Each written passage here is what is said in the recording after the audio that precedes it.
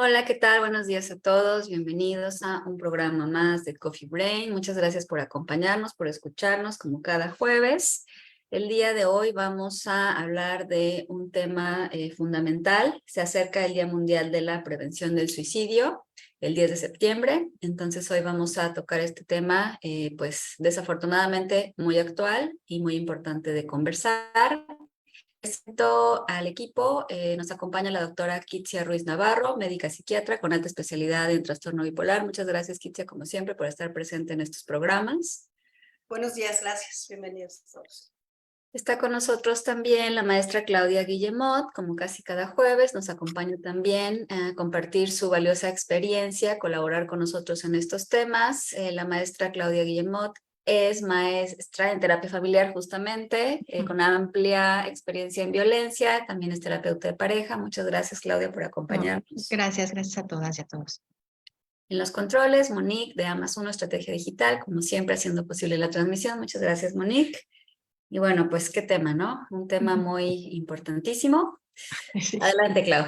Muy importante, bueno, un poquito dándole contexto, efectivamente es el 10 de septiembre, el día que se conmemora el Día Mundial para la Prevención del Suicidio. Esto empieza con una asociación internacional que empuja la fecha y de manera muy afortunada la Organización Mundial de la Salud y también la Organización Panamericana de la Salud se suman a esto, a este proyecto. Ya tenemos muchos años, de hecho hay un listón amarillo, un amarillo mostaza, que es el representativo que se usa para este tema, y es pues finalmente es un compromiso mundial de poner la atención, de enfocarnos en la prevención del suicidio. A partir del 2021 y hasta el 2023 se dejó la misma frase, que es creando esperanza a través de la acción. Ha habido años que hay frase por año. Ahorita dejaron esta, pues, en 2021, 2022, 2023, durante 3 años consecutivos, con la idea de que todos nos unamos para hacer de la prevención del suicidio una prioridad.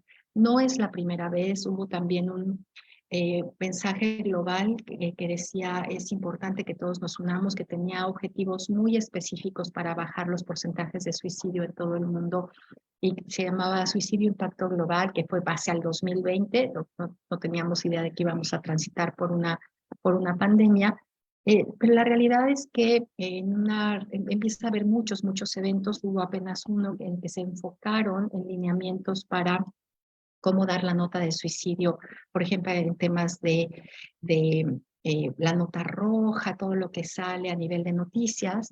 Hay lineamientos muy claros, pero en este evento en particular, que lo basaron en Chile y en Barbados, desafortunadamente el suicidio ha tenido una tendencia a la baja en el resto del mundo, pero no en el continente americano. De hecho, se habla de hasta de un 17% de aumento, y también le suman, por supuesto, toda la precariedad que vino en temas de salud mental, especialmente con la pandemia. Es decir, no hay todos los accesos, no se invierte todo el dinero que debería de invertirse, hay todo un tema de estigma, de casi aléjate de aquella familia en la que hubo algún suicidio, hay un tema de secrecía. Es decir, no hemos avanzado tanto en poder hacer de los servicios de salud mental algo mucho más accesible para prevenir que es una muerte que se puede prevenir. Entonces, un poco recapitulando, hay lineamientos prácticamente para todo, ¿no? Para las policías, para los bomberos, para el que no es especialista, para el que no es profesional de la salud, para los medios de comunicación, sin atentar contra la libertad de expresión, sino cuidando la dignidad y cuidando a la comunidad. No tenemos que inventar el hilo negro y el agua tibia en este tema. Por supuesto, siempre se puede investigar más y atenderlo de mejor manera, pero básicamente el mensaje es: no se usa lo que ya tenemos, ¿no? Y en ese sentido parece que tenemos que regresar siempre desde el punto de partida, y la palabra que se usó fueron negligencias, pues cuestan vidas. Adelante, doctor. Sí, y bueno, es creo que muy importante, y ahorita que te escucho y pensando en este tema que ahorita, pues afortunadamente por todos lados se está hablando de él. Creo yo que es también ponerlo en un contexto dentro de la medicina, dentro de los padecimientos de un órgano del cuerpo, que se nos olvida, pero el cerebro también es un órgano. Y es un órgano que, como cualquier otro órgano del cuerpo, pues puede tener síntomas. Dentro de esos síntomas entra un malestar, una tristeza, una ansiedad o una situación que nos lastime tanto que nos haga pensar en la posibilidad de morir. Y entonces se convierte una idea de suicidio en una emergencia médica. Una intención de suicidio es una emergencia médica. Y creo que también tenemos que aprender a verlo así para poder tomar las acciones pertinentes necesarias como con cualquier otra emergencia médica, ¿no? Y como dices, parte de combatir el estigma es entender más qué hay abajo de este fenómeno que entra dentro de la medicina también. Creo que es también muy importante mencionar que en esto que yo decía hay como muchos lineamientos, todo se basa en investigación, todo tiene como una estrategia basada en evidencias, con la idea de no perder más tiempo y de bajar los índices. De pronto te dicen estadísticas. Bueno, una muerte por suicidio tiene un impacto en una comunidad. Mientras más chiquita la comunidad, más fuerte el impacto. Y retomando lo que decías, Lupita, pues también el tema de, aún en el ambiente médico, en el ambiente de hospitales, de los centros de salud, la sensibilización que se requiere para entender las emergencias de salud mental como eso, como emergencias, ¿no? Con todo el debido protocolo y además dignidad que se requiere para atender a un paciente que está en un peligro de muerte. Sí, yo creo que más allá del estigma y digo, ojalá llegue Corina en un ratito, ¿no? Los seres humanos tenemos algo que se llama pulsión de vida y pulsión de muerte. Y al final todos nuestros actos, todos los que hacemos están encaminados a la supervivencia, ¿no? Como una parte muy instintiva. Yo creo que cuando alguien dice estoy cansado de la vida, ya no puedo más, quisiera como desaparecer, tenemos que empezar a darle un poquito más de importancia, ¿no? O incluso esto que le llaman los actos parasuicidas, ¿no? Son esas conductas que no son directamente como una lesión, pero sí indirectamente me están lastimando o me están como matando, ¿no? Que al final es hacer cosas que ponen en peligro nuestra vida, ¿no? Va contra, no sé si sea correcto y no quisiera como generar polémica, pero es un poco va contra natura, ¿no? Va contra el instinto que tenemos de supervivencia. Entonces, como estar un poquito más alertas como a todas esas señales, ¿no? Que es de los puntos de la verdadera prevención un poco, ¿no? No sé qué opinan. Sí, estaba, bueno, justamente preparando ahí una presentación sobre el suicidio en niños y en adolescentes, ¿no? Y recordando y recordándonos a todos, los trastornos mentales son la primera causa de disfunción en personas de 10 a 24 años de edad.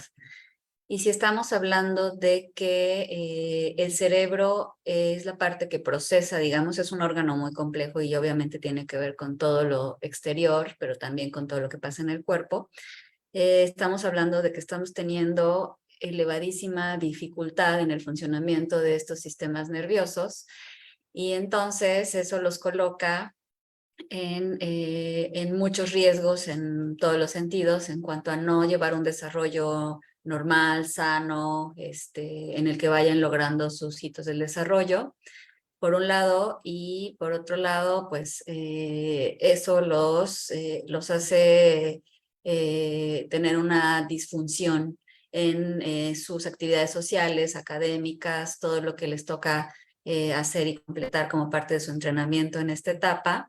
Y entonces te va llevando ahí como un espiralito como hacia abajo, en el que mientras más te cuesta, más te duele, mientras más te duele, más te cuesta, y entonces llega un momento en donde pues creo que te cansas, como dices, y yo también diría que va un poco contra natura en el sentido de que pues el objetivo de la vida es lograr y estar y desarrollarte y vivir, entonces creo que más bien habla de un cansancio, de un dolor que se procesa en un órgano del cuerpo y que obviamente tiene que ver con muchos factores. Y que no quita, retomando esta parte, pues la parte muy impulsiva de esas etapas de la vida, obviamente, porque todavía no tenemos este freno de mano, que son nuestras funciones ejecutivas del lóbulo frontal, de medirle la consecuencia, y que por eso marca, ¿no? Edades entre los 15 y los 29 años, como edades especialmente sensibles a muertes por suicidio, ¿no? Independientemente del país que veamos, siempre aparece como en los primeros lugares, aun cuando hay una cifra negra importante que puede pasar, por ejemplo, por accidentes, ¿no? Esto es algo que además por tema de estigma, a veces hasta de entrada de seguros, y le damos la bienvenida a Florina Schroeder, que se acaba de unir a nuestro programa, una psicoanalista. Y creo que ahorita nos va a subir, nos va a ayudar mucho con esto de la pulsión de vida y pulsión de muerte que mencionaba Kitsia. Creo que es muy importante también empezar a ver signos, como llamaba Kitsia, ¿no? Cosas que cambian de la rutina normal. El que iba bien en la escuela y empieza a ir muy mal, el que estaba muy flaco y empieza a engordar, el que estaba muy gordo y empieza a enflacar, el que empieza a regalar sus cosas preciadas y queridas. O sea, como son cambios que pueden darse de manera aislada. En algún libro de Jessica Wolf decía es que cuando analizas en postvención, es decir, atendiendo a las familias o a las comunidades que pierden a alguien por suicidio, las señales ahí estaban, pero no estamos entrenados para verlas, ¿no? Adelante.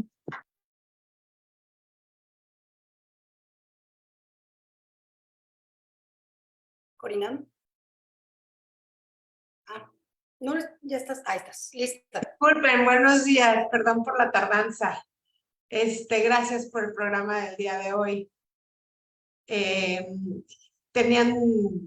Habían mencionado la palabra ahorita que llegué de pulsión de vida y pulsión de muerte, y pues no sé qué les habrá dicho Kitsia al respecto, pero a mí, escuchando un poquito lo que estaban diciendo, pienso que todas las personas tenemos ambas.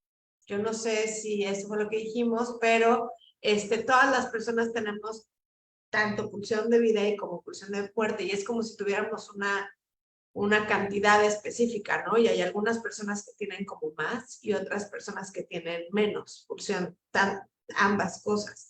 Y la pulsión de vida o la pulsión de muerte yo las entiendo como estados emocionales o estados mentales, como una balanza, ¿no? Como a veces todos nos sentimos como con ganas de quedarnos en nuestra cama o de no salir, y que también a veces está relacionado con el medio ambiente, con el clima, ¿no? Como con ganas el apapacho. Ese día esa persona está teniendo como fuerte pulsión de muerte, ¿no? Y aquellas que tienen el impulso de salir a correr y de estar activos y de salir al día y pensar y crear, entonces ese día esa persona está con pulsión de vida, ¿no? Y Freud dice y propone que nuestra mente donde quiere estar es en la pulsión de muerte. Entonces, la idea es como, pues, balancear esa balanza un poco más hacia la pulsión de vida, que es lo que nos hace y nos impulsa a salir de la cama y empezar nuestra vida y no caer en depresión. No sé si esto Y les sirve. siguiendo con esa idea, estoy pensando en esto que se haya llamado la visión de túnel, ¿no? Si esta pulsión de muerte está más presente y se une a padecimientos de salud mental como depresión, como desesperanza, con cuestiones circunstanciales que, por ejemplo, o concomitantes o que van sucediendo al mismo tiempo, familias con altos niveles de violencia, por ejemplo, y por ahí hay alguna cuestión, por ejemplo, de fracaso escolar o de pérdida del empleo o una ruptura amorosa, es como un caldo de cultivo espantoso que nos hace pensar que el mundo está mejor sin nosotros, que somos una carga, que pues para qué le pueden hasta más dinero si estamos en alguna cuestión de atención, por ejemplo, médica.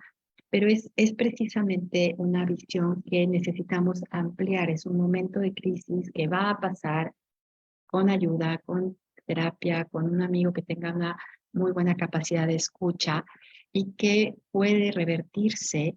Y sin embargo, pues el suicidio es eso, es una decisión fatal para una crisis que va a ser temporal, ¿no? Quien se muere una vez, quienes se quedan se mueren 1000 veces tratando de entender qué fue lo que pasó. Adelante, Lupita. Gracias. Sí, ahorita que escuchaba a Corina en la parte de que estamos como en la pulsión de muerte, como que lo ligo en mi cabeza con el tema de la neurobiología, ¿no? Y de cómo ciertas actividades te hacen un determinado proceso fisiológico que involucra neurotransmisores, que involucra sustancias en el cuerpo que te que te hacen moverte, ¿no? Se siente bien, o sea, el cuerpo te recompensa, cuando haces ejercicio, te recompensa con las endorfinas, con la dopamina, y cómo esto es algo funcional. Y justamente ahorita que lo decías, pensaba qué interesante. Yo lo hubiera pensado al revés, que estábamos en la pulsión de vida, pero entonces tiene más sentido que nuestra biología nos recompensa cuando hacemos algo constructivo, cuando hacemos algo productivo, y bueno, ahí se liga fuertemente con la importancia de no consumir sustancias que te den esa recompensa sin hacer una actividad que te construya y que te lleve hacia la vida, porque entonces creo que ahí te quedas en la pulsión de muerte. Ahí, siguiendo un poquito como esta parte de la biología, hay un modelo que se llama el modelo de diátesis del suicidio, ¿no? La diátesis quiere decir como esta predisposición a tener una enfermedad, donde más allá de irnos como propiamente al diagnóstico, hablamos de cuáles son esos cambios biológicos que en conjunto o separados pueden como dar este tipo de conducta. Y aquí retomo lo que dice Lupita de esta recompensa, ¿no? Se habla de una hiperactividad en el eje hipotálamo-hipófisis, se habla de una discapacidad para regular la noradrenalina en la corteza prefrontal, ¿no? Porque yo creo que esto es bien importante. Muchas veces es como, creo que cuando hay un suicidio, lo primero que nos preguntamos es por qué, ¿no? O sea, o qué pasa en ese momento. Es que esto en parte justifica la irracionalidad de la conducta en el momento. Tenemos una franca desconexión de la corteza prefrontal. Se han visto también alteraciones en serotonina, dopamina e incluso en los genes que codifican para estos neurotransmisores. El síndrome de abstinencia hormonal en las mujeres, ¿no? O sea, cuando entran como a la menopausia, también es un factor que forma parte de este modelo como tal. En los adolescentes, lo que se ha detectado es una conducta agresiva e impulsiva, que mencionaban en los adolescentes ahorita, con muchas implicaciones hacia el sistema de serotonina. Viene la parte genética, ¿no? Los gemelos monocigotos tienen mayor concordancia que los gemelos dicigotos o que los mismos hermanos. Y algo muy importante que suma todo esto, que nos vamos como más a la percepción, pues es la desesperanza. Entonces, cuando ponemos como un poquito de todo esto en un caldero, como bien decía Lupita, algo cambia dentro del cerebro, ¿no? Entonces, sí, a ver, no, ¿por qué es importante esto? Porque no podemos como emitir un juicio, no podemos decir, no podemos poner un juicio calificativo ni moral ante este acto, cuando al día de hoy sabemos que hay una neurobiología lastimada, ¿no? Adelante, Corina. Sí, yo lo que iba a comentar era eso de, o sea, lo que está diciendo Lupita de que hubiéramos, uno pensaría que es al revés, ¿no? Estar más conectados. Pero si se ponen a pensar antes de, o sea, la idea o la, sí, como la propuesta del pensamiento es que uno tendemos siempre ganas, ¿no? De cómo estar en un modo de paz o de relajación o de un estado como, o sea, uno pensaría que la felicidad, ¿no? Es como, ir de fiesta o estar así eufóricos, pero no, en realidad lo que uno busca o lo que uno anhela es con estar en un estado más bien de paz, como de tranquilidad, donde no hay preocupaciones, donde no hay alteraciones, donde no hay, o sea, tampoco, ningún pico emocional, y entonces eso es a lo que vamos. Entonces hay que mantener la balanza ahí para poder saber entre qué es demasiada paz, ¿no? O demasiada actividad. Y entonces, pero sí, también hay factores biológicos, psicobiológicos, ¿no? También hay un montón de estudios desde este marco teórico en donde indican por qué ante las tragedias súper así, tragedias, una guerra, un holocausto y así, ¿no? Como que hay personas que surgen, hay personas que se inspiran, hay personas que crean y hay otras personas que no, ¿no? Entonces ahí es algo evidentemente biológico, determinante, en donde tus propias herramientas es cuando ahí sale, cuando sale y es evidente que cada quien tiene su propia carga. Yo ahí también quisiera como sumar algunas ideas, ¿no? Que puede haber y que habría que desmitificar. Si bien se sabe que un predictor muy grande de un suicidio es una tentativa anterior, es decir, en el nivel de riesgo de suicidio desde la ideación, la planeación, el probar si sí o no funciona esto que elegimos, y finalmente para quienes consuman nunca es un logro, ojo con el lenguaje, nunca es un logro, pero ese nivel de riesgo se puede medir, ¿no? Y es importante también decir que si bien un mayor predictor es una tentativa para alguien que pueda volverlo a intentar, no quiere decir que esa tentativa te va a seguir el resto de la vida. Si de manera afortunada ese suicidio no se consuma, no necesariamente es algo que vamos a traer como todo el tiempo, ¿no? Las familias se asustan mucho y de pronto hay una hipervigilancia y se requiere durante algún tiempo, pero no se vuelve como sentencia de vida, ¿no? No se va por ahí. Otra cosa también creo que es muy importante es valorar que es un acto de dolor emocional, nunca es valentía, nunca es cobardía, nunca es salir por la puerta falsa, estas cuestiones muy mediáticas, ¿no? Que hacen tanto daño a la comunidad, estas descripciones de métodos, y que es una manera diferente de abordarlo. Una cosa es en el ambiente terapéutico, donde se usa un lenguaje para atender el tema del suicidio, y otra cosa es en el ambiente no terapéutico, cómo se cuida a la comunidad y hacia la vida. Por lo general, las personas que de manera afortunada no consumen un suicidio te dicen, no sé si me quería morir, pero lo que sí sé es que no quería seguir viviendo como estaba viviendo. Hay una enorme diferencia a una idea de muerte segura. Adelante. Gracias. Sí, más bien es eso, ¿no? No querer seguir sufriendo con toda la razón, pero ahí es donde cobra importancia otras formas de no sufrir, y el que podamos identificar cuando hay a lo mejor un padecimiento como depresión, ansiedad, algún trastorno bipolar, algún otro padecimiento que tiene un tratamiento, pero en el estigma a veces no lo buscamos y nos quedamos en este dolor que consideramos que no se puede ayudar cuando ni siquiera hemos buscado una ayuda pertinente a lo mejor. A veces pues hay situaciones muy complejas y aún con la ayuda es complicado, pero siempre se puede ir amortiguando y haciendo algo. Y bueno, como dices, es súper importante que las familias después, ya sea de un intento fallido o de un suicidio consumado, puedan tener atención, ayuda para retomar sus dinámicas, sus vidas, para que el miedo pues no se vuelva parte de una dinámica que los haga estar sufriendo más allá. Claro que hay un periodo de duelo que es imposible de no dolerse, pero que no se haga algo crónico y que los afecte pues de una forma irreparable e interminable, ¿no? Sí.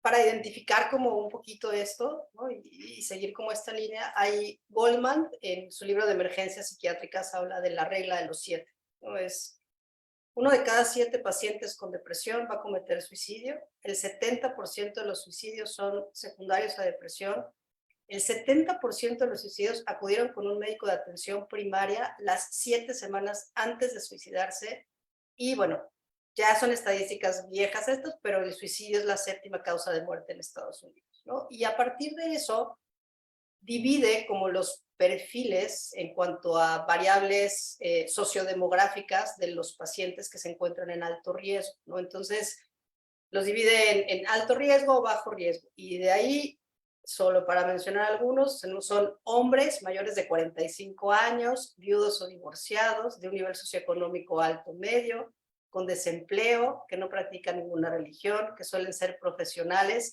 Dentro de los profesionales están los médicos, dentro de los médicos están los psiquiatras, con relaciones interpersonales conflictivas, con una familia, con un entorno familiar caótico, con escasa red de apoyo, con una nula proyección a futuro, con defensas muy internalizadas, ¿no? O sea, como hablando de mecanismos de afrontamiento, con nulo insight y con mucha desesperanza. Digo, solo por mencionar algunos factores demográficos. Entonces, yo creo que esto es muy importante, que no necesitamos ser profesionales de la salud, ni mucho menos profesionales de la salud mental, para de pronto darnos cuenta que hay personas que pueden estar en mucho más riesgo que otras, ¿no? Y socialmente como ayudar, como ser esa red de apoyo, ¿no? Poder hacer esa intervención.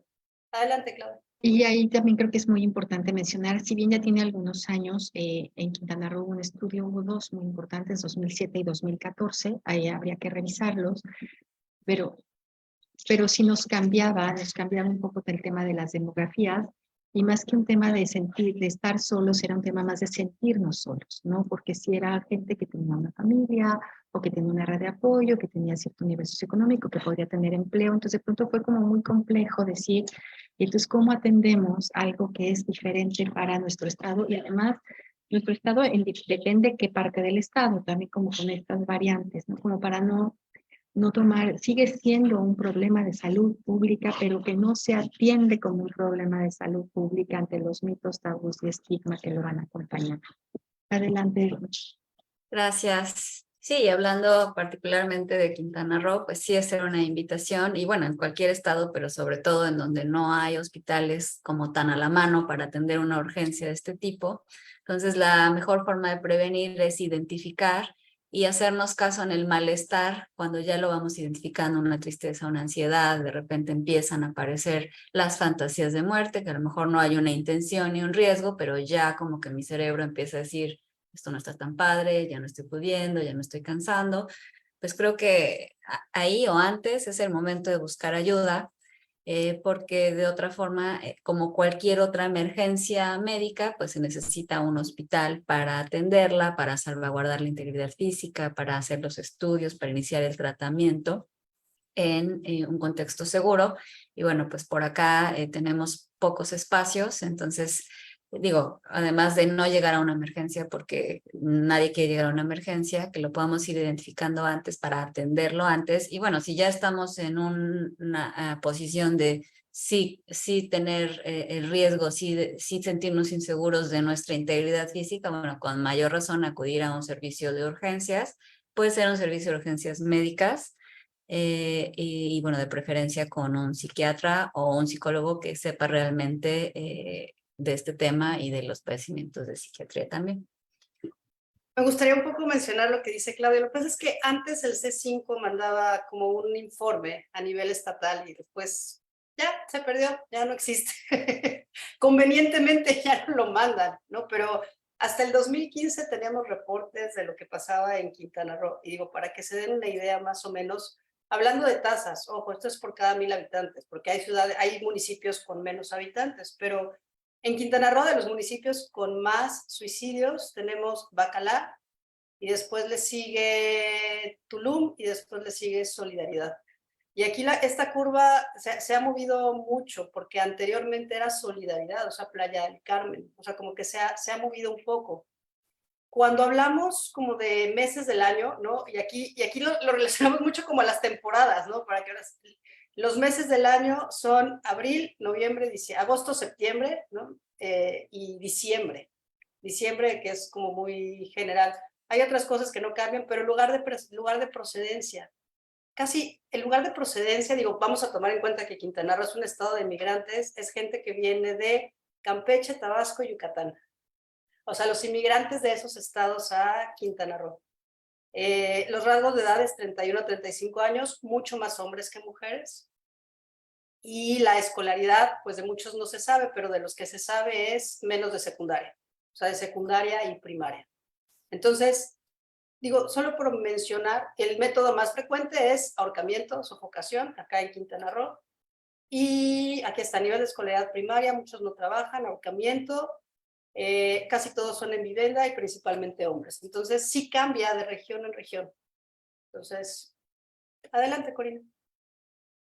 Gracias, Kicha. No, yo me quedo con la idea del nombre del programa, en donde tiene que ver con la prevención, y me pregunto, bueno, ¿qué herramientas podemos el día de hoy compartir para poder prevenir el suicidio en un ser amado, ¿no? Y a mí me gustaría mencionar dos puntos que o sea, que yo pienso que son importantes. Y uno es que esa otra persona que está viendo, o sea, que está viendo de fuera como al ser amado, que está pues en un estado complejo, ¿no? De emocional, me gustaría como pasar el mensaje de no es personal, no es que los odien, no es que sean egoístas, no es que sean cobardes, no es que sean malas personas, o no, o sea, nada de eso, ¿no? Tiene que ver con una enfermedad, es una enfermedad que que no, o sea, es una condición, ¿no? No es algo para culparlos, ni para culparse, ni para nada de eso, es ocuparse de ello. Es como si alguien tuviera una gripa y entonces dijéramos, ay, qué tonto eres por tener gripa, ¿no? Bueno, gripa. Entonces hay que ocuparse, hay que darle un tecito, hay que apapacharlo, hay que llevarlo al doctor, hay que atenderlo. Pero tampoco sirve de nada como engancharse con el tema, porque entonces estamos hablando de la depresión o del síntoma o del problema, en lugar de hablar de o sea, como de la persona que está padeciendo esto, que verdaderamente son personas que no encuentran otra salida. O sea, no es que sean cobardes, no es que no pueden, es que no encuentran otra salida. Y entonces desde ahí, si yo me puedo salir del problema, quizás es más fácil poder ser parte de la solución. Y la otra idea que me gustaría compartir es que la persona que se quiere suicidar y que lo tiene en la mente, muchas veces lo comparte, solo que no lo escuchamos. O sea, no ponemos atención por la manera en la que después hablamos a algunas personas, en donde, ay, trágame tierra y me quiero morir, ¿no? Y luego llegan al consultorio, estas personas me dicen, yo lo pienso todos los días, a todas horas, en todo momento, no es una manera de hablar, ¿no? Y entonces no ponemos atención, pero deberíamos de poner atención porque esa persona o sea, esas personas nos lo están diciendo. Y entonces podemos darnos cuenta de otra forma, ¿no? Como mencionaba hace un rato, una persona que habla mucho y que de repente ya no habla tanto, o una persona que hacía mucho ejercicio y de repente ya dejó de hacer tanto ejercicio, o al revés, ¿no? Una persona que se vuelve workaholic, o sea, que tiene un cambio que era de una manera y de repente ya no es de esa manera. Entonces hay que empezar a poner atención y empezar a ofrecer como apoyo, ¿no? No desde el enojo, como les decía, o desde la culpa, sino un poquito desde la empatía y desde entender que no es personal. Y ahí yo quisiera también sumar que para temas de lo que conocemos como factores de riesgo o factores protectores, en el tema de prevención de suicidio no es tan blanco y negro, ¿no? Es decir, factores que se podrían entender como de protección, por ejemplo, una afiliación religiosa, aquí puede ser algo que genere muchísima presión para algunas personas, ¿no? Hay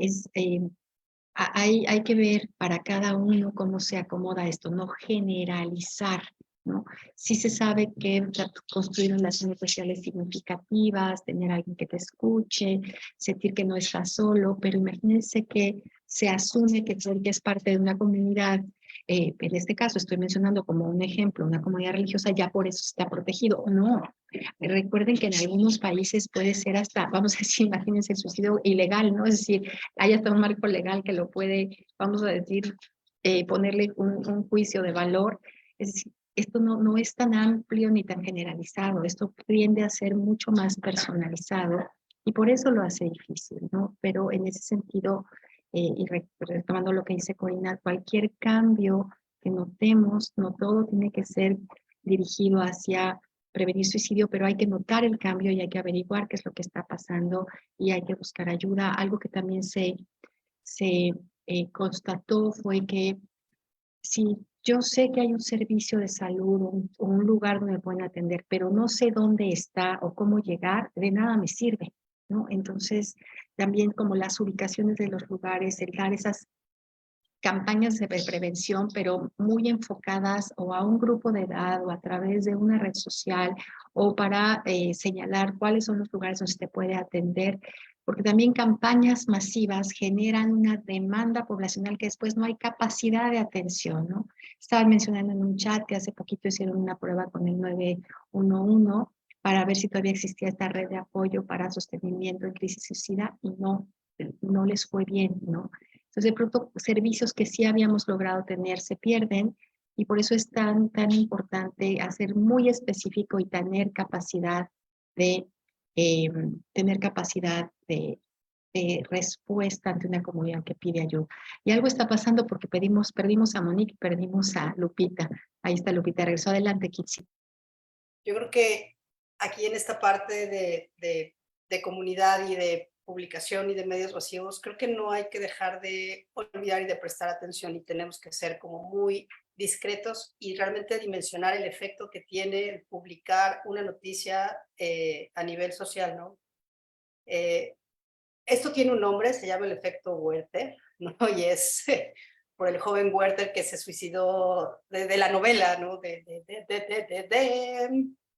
¿La novela de De quién? Goethe, de Goethe. De Goethe, De Goethe. exactamente, que se suicida de un puente y entonces por cuestiones de amor, entonces empieza a ver como un suicidio masivo, tanto que prohíben el libro, ¿no? Y entonces se le llama eso, y son la forma en la que se presenta en los medios de comunicación el suicidio, ¿no? La parte sensacionalista, el contagio. Ojo, y esto es bien importante, y eso sí lo tienen bien estudiado en Cancún.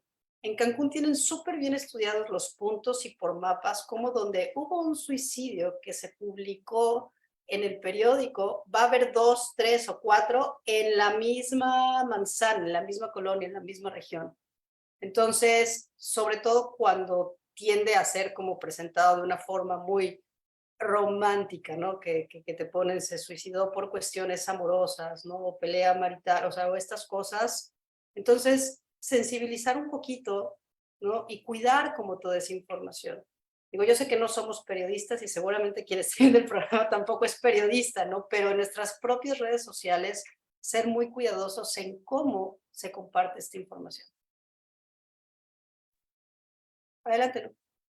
Gracias. Y bueno, creo que ya casi para ir cerrando por temas de tiempo, pero retomando la parte de la prevención, creo que lo muy importante es que lo hablemos, que no nos quedemos callados con esto, si ya nos estamos empezando a sentir más, si empiezan las ideas como de querer morir, en lugar de sentirnos apenados y aislarnos más, porque nos sentimos a veces como que estamos descompuestos, como bichos raros, como que algo no estamos haciendo bien, pues que más bien podamos compartirlo. Este tipo de programas se hacen justamente con la intención de abrir los temas, de compartirlos, de normalizarlos en el sentido de que existen, de que suceden y de que es mejor hablarlo, buscar ayuda, como decía Corina hace un rato, como cualquier otro padecimiento, el apapacho, la comprensión, el doctor, si no sabemos ya qué hacer. Entonces es parte de lo que nos sucede como seres humanos y nos puede pasar a todos. Entonces, pues ahí es parte fundamental de la prevención, porque si no lo decimos, no lo podemos resolver. Yo también para cerrar, pues una muerte, ¿no? Una muerte en la comunidad, una sola por suicidio, tendría que movernos a todos, independientemente de la estadística que pueda haber, de la cifra negra, de los métodos, del tema de género, es algo tenemos que hacer diferente todos y todas para evitar eso, pues es una muerte prevenible. Corina. Solamente, perdón, pensé que tenía el micrófono apagado. Solamente eso, ¿no? Recordar que la ayuda la pueden estar pidiendo y nosotros no darnos cuenta. O sea, una persona que no está poniendo, o sea, vaya, por algo la persona se siente sola, ¿no? Entonces, si tú como familiar, ¿no? Lo estás percibiendo, o tú como paciente que lo estás padeciendo, nunca está de más hablarlo abiertamente, el estigma que hay detrás, ¿no? Es como la gente, la palabra que yo más escucho es soy un cobarde, ¿no? Me van a juzgar de esa manera, y pues entender de alguna manera que no se trata de eso, ¿no? Que nadie emite un juicio de valor.